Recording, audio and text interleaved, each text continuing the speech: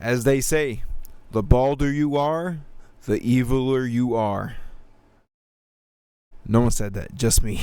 Welcome back, guys, to the Wire Wrestling YouTube channel, where I talk about wrestling. I mainly do recaps, but we're going to switch things up now because these recaps are taking me too long to make because I am employed. SmackDown just passed by. They were in Phoenix, Arizona, and it was a clean, beautiful, immaculate SmackDown. It was actually it went pretty quick compared to like most SmackDowns. You know, there's certain SmackDowns where it's like once it's that third hour, you're like, damn, bro, it's like an hour left to freaking watch this, bro. It's like nothing else. Just skip to the main event. You know, that's the most important thing. But SmackDown started off heavy with Nick Aldis on screen, and then Drew McIntyre coming out, calling out Nick Aldis, saying that he's been screwed. He's been screwed out of the WWE Championship. Screwed. Made Nick Aldis come out talking about, hey, bro, calm the freak down. And Drew's like, nah, fam, I've been screwed. You know what I mean? That bum-ass Cody Rhodes. You know, like he was speaking facts, obviously. You know, like freaking, it's in the contract. You know what I mean? It's in the contract. There was nothing said about words. Cody not getting another championship. Freaking, like, you know, obviously Drew was like cutting corners a little bit because he was stopping Cody at every juncture. But Drew's like, it's in the contract. He didn't make it. He didn't win the Royal Rumble. He didn't win the Elimination Chamber. So he shouldn't have faced me for the Universal. Wow. The WWE Undisputed Championship. And then, you know, Jacob Fatu comes out. Yara mean this, yara mean that. And Drew just said, you know what? I'm done, bro. I quit. That was his rebuttal towards Jacob Fatu. He just said, I quit. Pass the mic to freaking Nick. Walks out the arena. And that's it, bro. Drew is gone, bro. Frick, man. What are we going to do, dude? Oh, my God. No. Then we go backstage with the MF motherfucking T. And then we get Trick and Jacob Fatu in the back. You know, obviously, first of all, Jacob was talking to Nick Aldis about, like, you know, what happened with Drew McIntyre and that Drew quit. Like, he wants Drew now. So, yeah, you know, a little back and forth thing there. And then Trick comes out. Little thing there, bro. I'm chilling with Trick, freaking confronting everybody, bro. Calling out everybody, bro. He freaking looked at Randy last week. This week was freaking Jacob Fatu and Sammy, bro. Oh man, dude, just keep this up, bro, and keep his winning streak up as well, bro. He's been crushing it on his 1v1s, bro. Bro, like, I'm sick and tired of this, like, MFTY6, like, for real. That is the main thing that I have not been watching on SmackDown, bro. Every time it comes up, bro, I'm like, ugh. Unless Solo does something funny. If Solo does something funny, and you know I'm freaking locked in on that, because Solo's hilarious. Like, they need to, like, have Solo go towards more mid-card stuff, you know, get him close to that U.S. belt or something like that. Maybe give him a crumb of that main event again, because I liked him. You know, I like him. I still like him. He's freaking great, bro. You know, when he freaking thumbing everybody, bro. Like, man, thumb me, bro. Thumb me sometimes, Solo. Whoa, dude, that's crazy. And then, you know, Solo told Tama Tonga, right? Tonga Loa is Tama Tonga is, hold on, let me Google this. So he told Tama Tonga, hold on to the lantern, which, bro, can we stop with the lantern, bro? Like, this is like the main story for the tag team. It's not even the best story of the tag teams, bro. Like, I'm more interested in the Motor City Machine Guns. And they're freaking boring for the most part, except their matches, you know. Hey, calm down. All right, character-wise, they're boring. Matches are great. But what they're going on right now with them and Fraxium and all that stuff is great. It's pretty good. It's pretty good. Not great. It's okay. All right. And then Shinsuke comes out. They both talk. Nice interaction. Give Tama Tonga a solo run. Make him kind of like Jacob. Jacob's obviously younger, so Jacob has more of a chance to hit that main event, but at least have Tama Tonga lurking around in that mid card. You know what I mean? Going for that US belt, or if they move into freaking Raw, that freaking Intercontinental area. Then obviously we got the Y6 versus the MFT. Solo wins, right? No, it was a DQ. Solo wins. Yeah, I think Solo wins. I don't remember, bro. See, that's I even write it down in my notes, bro. Like, I skipped past. Like, I'm looking through my notes. I'm like, dang, I skipped straight to another backstage thing. Y6 grabbed the lantern. I was like, yes, we don't have to worry about this bullcrap no more. And then here comes Tama Tonga following orders and taking the lantern back. And yeah, you know, it's whatever at this point, bro. Let's just freaking move on, dude. Now we move on to the best tag team pairing in all of the WWE. Damian Priest and R-Truth, the Wepa Truth. Like I said, I was the first one that coined that phrase. Anybody out there in the wrestling community and the IWC can go suck my left nut. I'm first. I have proof. Watch my previous video on SmackDown. Thank you very much. Dude, man, what a goated freaking tag team, bro. Like, whoever thought about that, smart, bro. You know, it gives Damian something to do in the meantime, because obviously everybody else in the main event are busy. And I don't know about him going back down to like the mid-card area is good.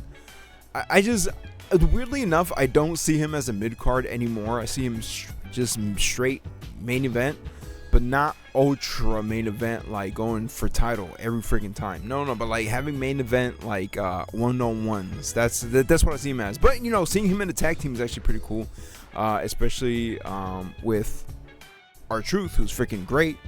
You know, him and his shiny head does great things, dude. Funny stuff, bro. He's great. They're both great, and I'm excited to see them win the tag team champions, because that's most definitely what's going to happen. Obviously, Y6 is going to most likely cost the MFT those belts. So, you know, like, what is there to say, right? Then we got Jade Cargill versus Michin. Ah, man. I don't hate Michin, but you guys have her slated as a jobber for so long, dude. You could have had her just win the US belt once, then maybe her credibility would have been a little bit higher. But just seeing Jade and Michin, bro, it's like, ugh, bro, come on. Jade can face so many, I don't want to say better, but bigger opponents, you know what I mean? There's Rhea Ripley. Well, you know, she's gonna face Rhea now. Stupid. But, you know, there's Io Sky. Anybody from the Raw side, anybody from the SmackDown side, bro. There's Charlotte Flair, Alexa Bliss. Like, come on, bro. Nia Jax, Tiffany Stratton again. Nah, never mind. Cut. But, hey, you know, it is what it is. Jade wins. She weirdly licks Michin. You know, that's weird, huh? It's kind of gay. Then we get another Jade and Rhea, like, a little face-off. Jade hits a little promo. She needs more mic work, but I think this promo exchange was better than last week's. You know, last week was all about that. My muscles are bigger than yours. Nuh-uh, my muscles bigger than yours. My muscles built for strength and throwing people around. Your muscles are made for aesthetics. It's like, all right, cool, bro. I mean, I don't mind, bro. Well, muscle mommies fighting each other, bro. I can look at that all day. Please don't tell my girlfriend. Then we get a little backstage promo there, dude. Julia and Tiffany Stratton. Actually, I think it was before the match. Whatever, it doesn't matter. Julia speaking her bullcrap. Boom, bro. Freaking great, bro. I am actually pretty excited to see this. Julia and Tiffany Stratton push this towards WrestleMania, maybe. You know, have the US belt show up on a PLE for the first time, you know what I mean? It's only been on Saturday night's main event. We don't count those as PLEs because they're TV specials. Don't forget that. In the long run, we do see them as PLEs, low key though, but it's more of a TV special, even though it's not on TV anymore. It's on just Peacock now, isn't it? Anyways, when it was defended on Saturday night's main event, it was not just a Peacock exclusive. It was a TV special, so shut up. Then we get Cody and Sammy. You know, bro, there was like so much sexual tension between that little like promo off there, bro. Here comes Sammy on the verge of tears the whole time speaking, bro. Like, I was like, oh my gosh, bro, he's spilling out his guts, bro. And then here comes Cody, like, bro, if you want to get in line, bro. You know what I mean, bro? Like, just get in line, bro. Let's go to Nick Aldis' outfits right now, bro. And you can come and face me, bro. And it was just like a back and forth thing. I was like, bro, y'all might as well just kiss, make out, like right there in backstage, bro. I do not mind seeing. Why do I keep freaking walking myself into this bullcrap, bro? My bad. Cody walks off and then obviously conveniently placed empty bottles of water and a couple of red cups in there. Probably got some lean in it. And Sammy just, you know what I mean? Freaking like that. You know what I mean? Just like that. And then here comes Karrion Kross. I got it confused. My bad. It was Aleister Black and. I thought it was like Karrion Kross and his wife, but no, it's Aleister Black and Zelina Vega. Oh, dude, what the heck, bro? That's funny. Oh man, yeah, Karrion Kross. I mean, frick, dude, I keep doing that again. Aleister Black, you know, stirring that pot for Sami Zayn. Probably gonna see a match between them. Just hopefully this time Sami actually, like, you know, turns heel. Because that little anger out of him turned me, I mean, not turned me on, bro. Freaking, like, it looked cool. Then we get another match. Charlotte Flair and Alexa Bliss versus the Irresistible Forces for the Women's WWE Tag Team Championships. And then freaking who comes out before the Irresistible Forces come out? You can look, but you can't touch. Hold up.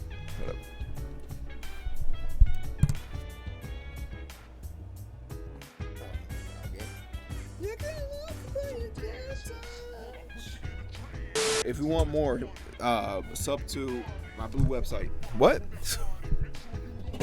What? The Bella Twins comes out, and yeah, you know, they're the number one contenders after Charlotte Flair and Alexa Bliss. So obviously, whoever wins in this match will face the Bella Twins next week on SmackDown. Surprisingly, obviously we know where it's gonna go. It's obviously gonna go to WrestleMania, and we're gonna talk about that after this part here, where obviously this match ends in a disqualification because the Bella Twins got involved because Nia Jax hit one of the twins.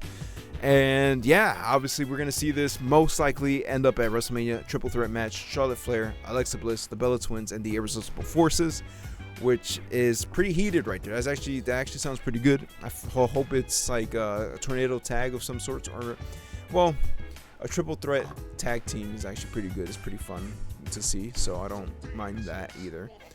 But I do see this going into WrestleMania, especially since they're wanting to have more women matches in WrestleMania, which obviously well deserved because of how good they are this year, the previous years as well. They've been literally one of the best things in WWE. Even on NXT, like, they're still freaking cooking over there. It's obviously gonna end up in a triple threat match, so we'll see how this develops next week.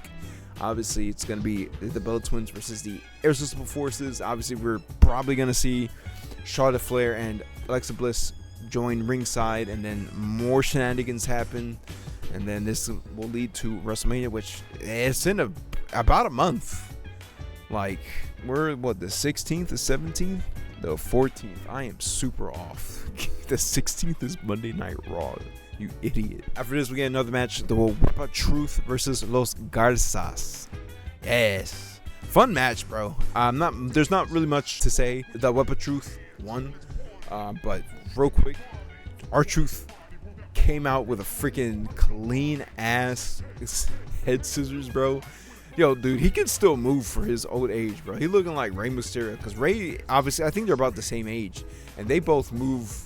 Like, obviously, R-Truth is a little bit slower than Rey. Rey freaking still moves like he's freaking 25. R-Truth moves like he's like 45. In his slowest, but about 20 years old at his, like, cleanest, bro. So they've both been cooking. But that is, I was like, they got that win under their belts. They needed that, obviously, since they're gonna compete for the WWE Tag Team Championships, which they haven't announced when that match is going to happen. I don't know if maybe it is next week or it'll be on WrestleMania.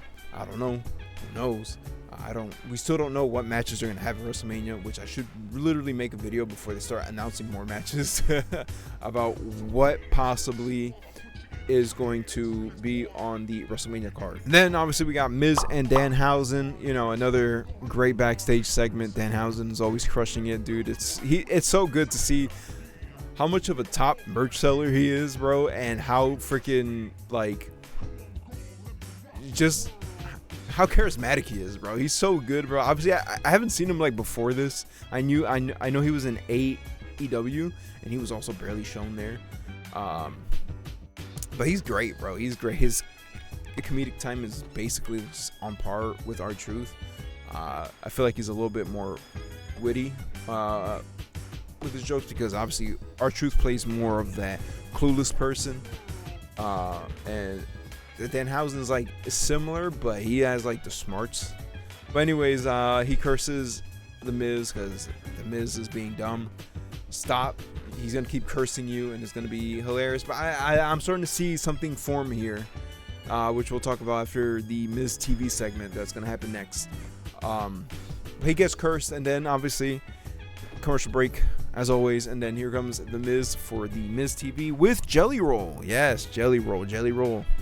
Jelly Roll it is. At the start of it, before he announces Jelly Roll, he had a little bit of technical difficulties with his mic not working, so the curse was starting there. And then his Jelly Roll comes out. They start talking. Miz glazes him up a little bit because of his match last year at SummerSlam, which it's a great performance. I have no complaints on that one. For someone being new, he crushed it. He did well. Way better than a lot of older celebrities in my time when I was younger watching wrestling. But anyways, The Miz tries to take Jelly Roll under his wings, which I would have accepted. I know The Miz is on a losing streak now, but I would have accepted, bro, because he won 2 WWE championships. He's a 2-time Grand Slam champion. That says a lot, bro. I'm definitely gonna be all right, brother. Show me your dumb ways, dude. Just speak to me not as you now, you as back then. You know what I mean? But anyways, they go through a little bit of talking. He was throwing out them fat jokes, saying I liked you better when you were fat, this and that. And then freaking.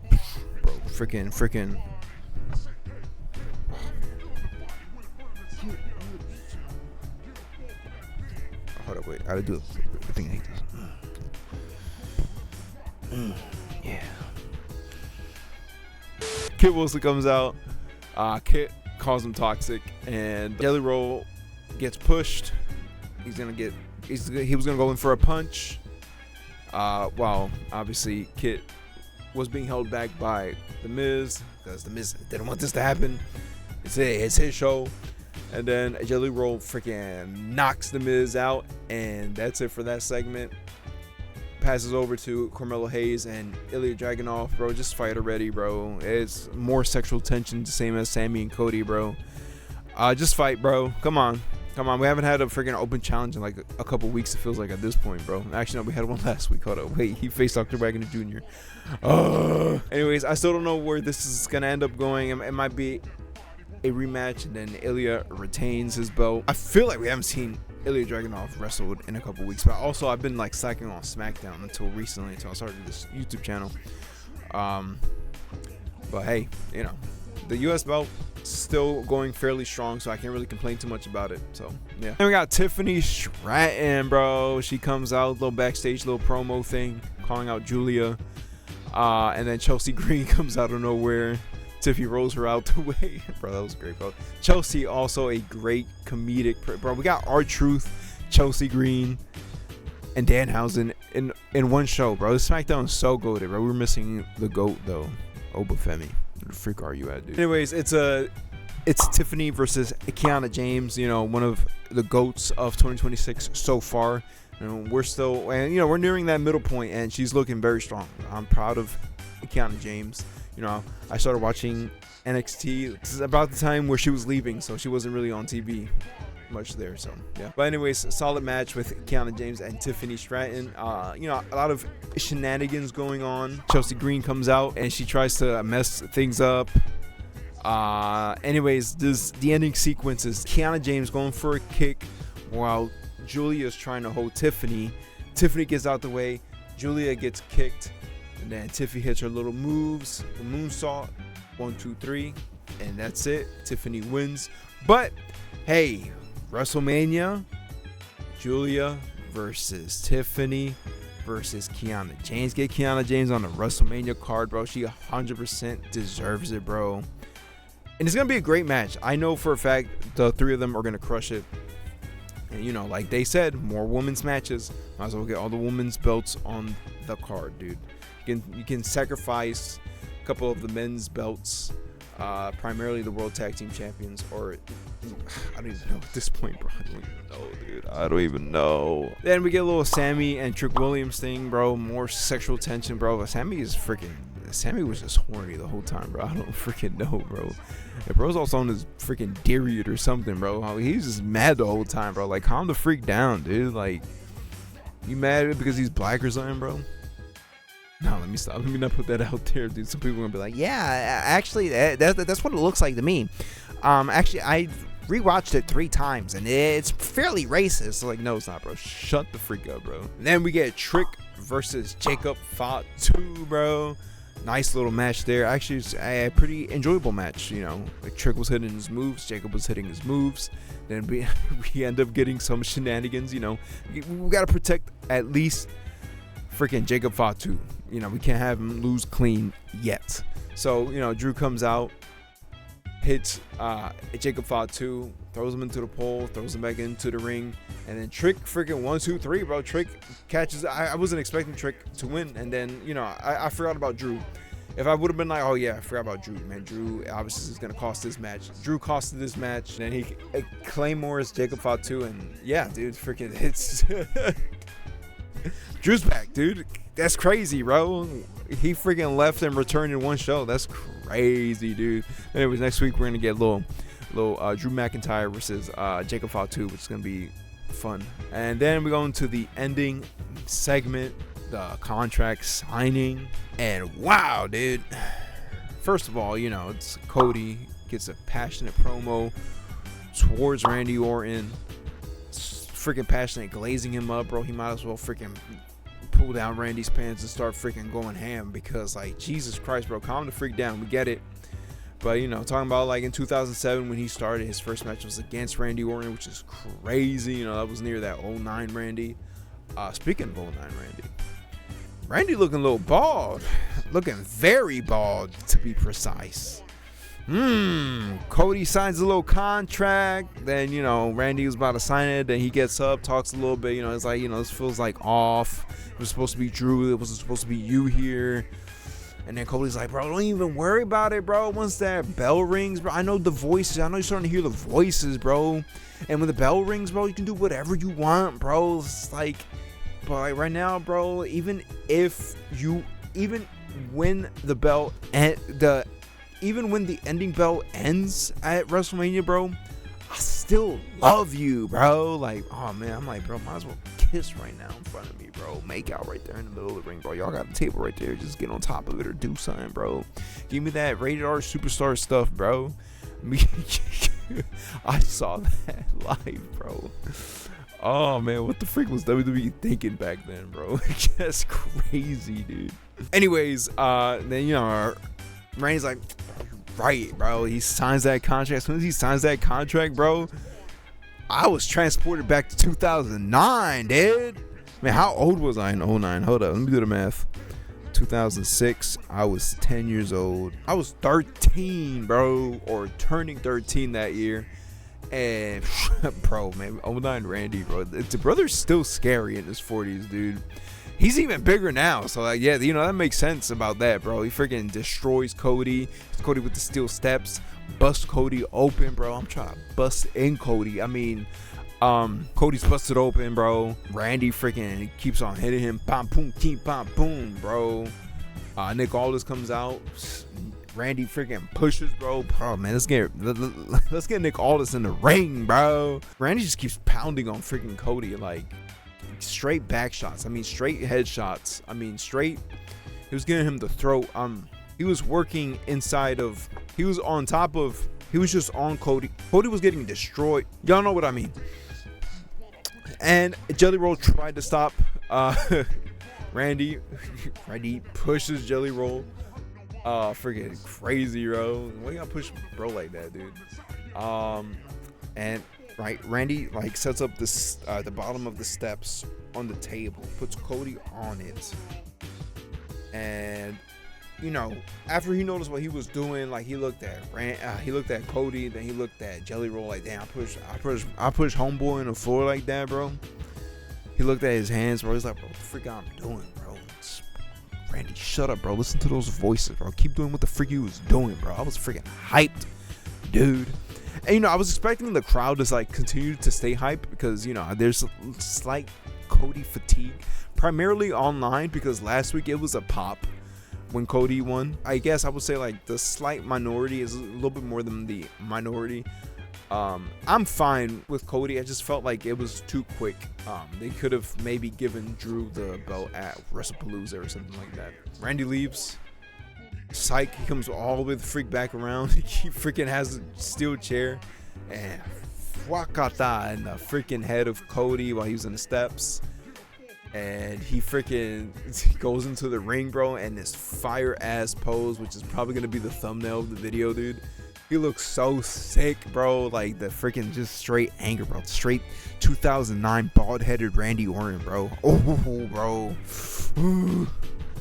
I'm excited, bro. It's like both men's main events are pretty solid. You can put whoever on night 2, bro. Like at this point, so you want screw CM Punk again, bro. Give him night 1.